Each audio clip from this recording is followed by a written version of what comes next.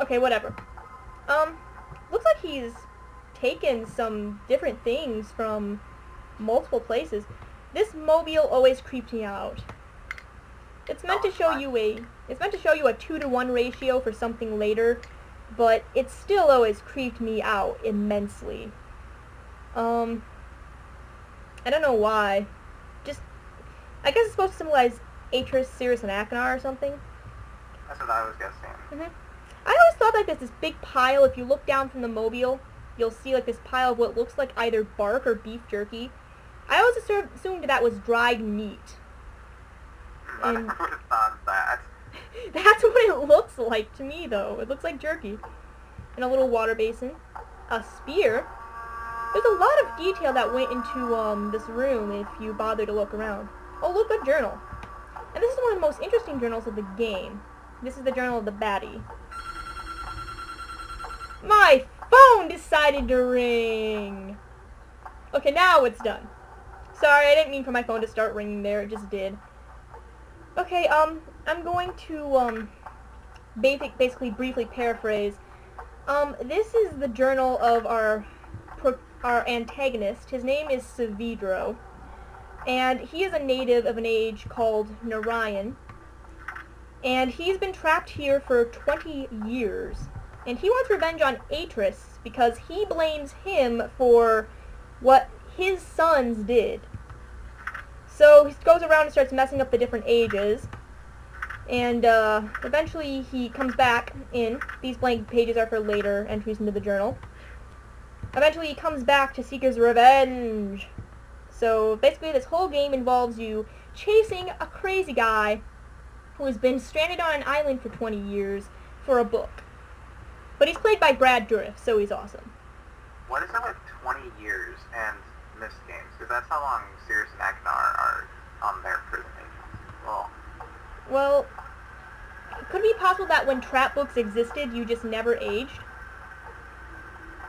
But that's not true, because they're like 40 or 50 in Myst 4.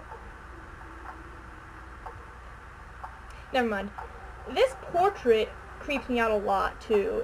This is the portrait no eyes. of... Yeah, it has no eyes, and it must scream. But, no. Oh god, that just brings up horrible images. Oh god, why did I even think of that? I'm gonna have nightmares. Okay, anyway. But, this is a portrait of Saavedro's wife, Tamra, and his wife's eyes are blotted out for some reason.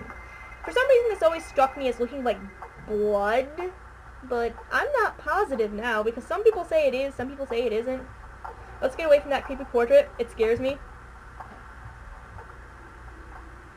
Let's not freeze. Let's not freeze. Okay, cool. It'd be kind of scary to get stuck in Saavedro's lair and just freeze. There's a lot of toys. Yeah, that's the worst place to freeze it in. Oh god. Anyway, this is a hammer Saavedro uses. It's one of two. He always carries at least one on his person.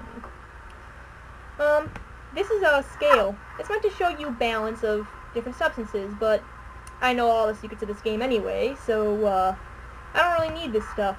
But if I forget something, Jolteon's here to remind me. This is interesting. This is a little mechanism that involves static electricity. It's a principle for a later age. Yay!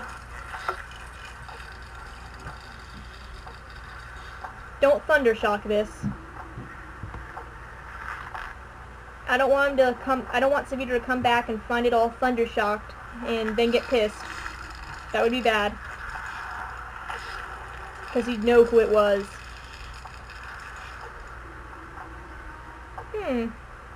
Now, that's interesting. That also connects it to a different age later.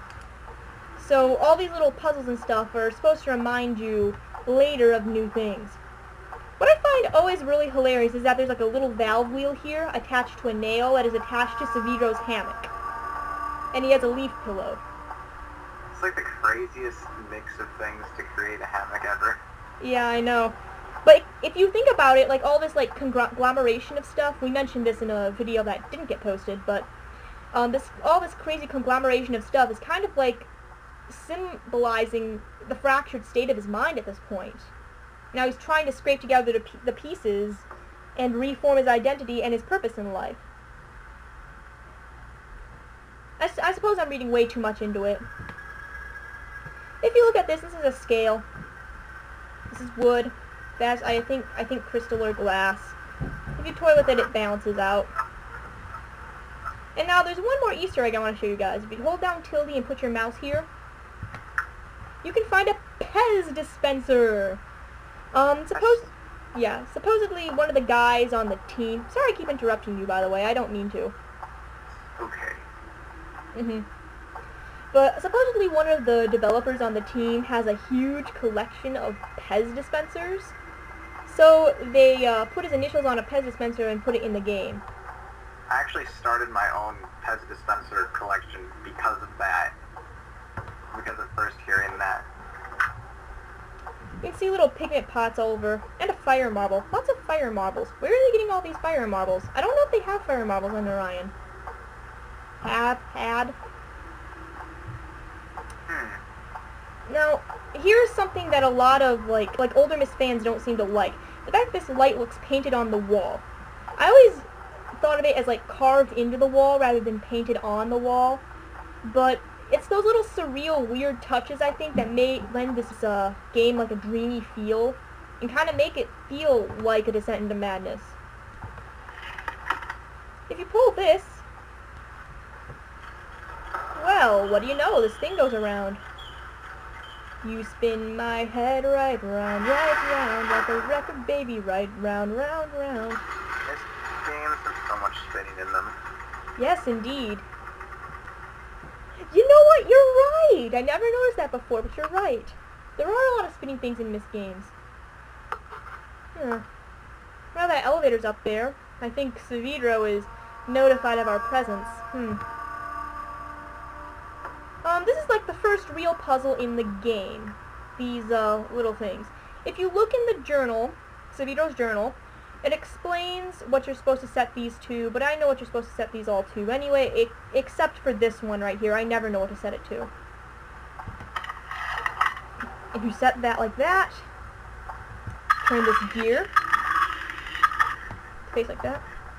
Oops, I have to go around again. My bad.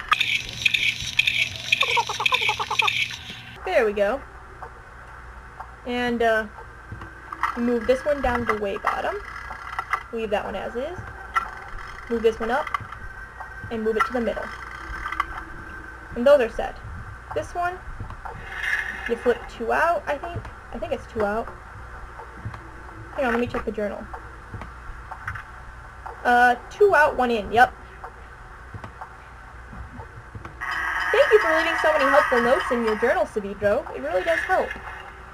The journals can always be extremely convenient.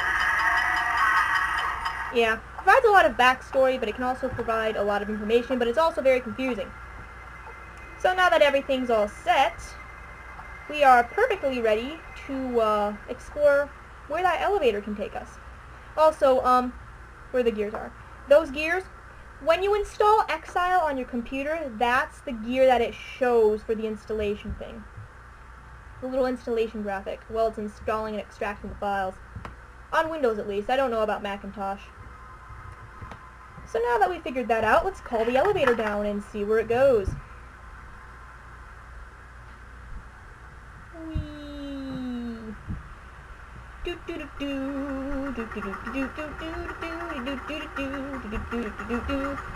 That was a pitiful approximation of elevator music.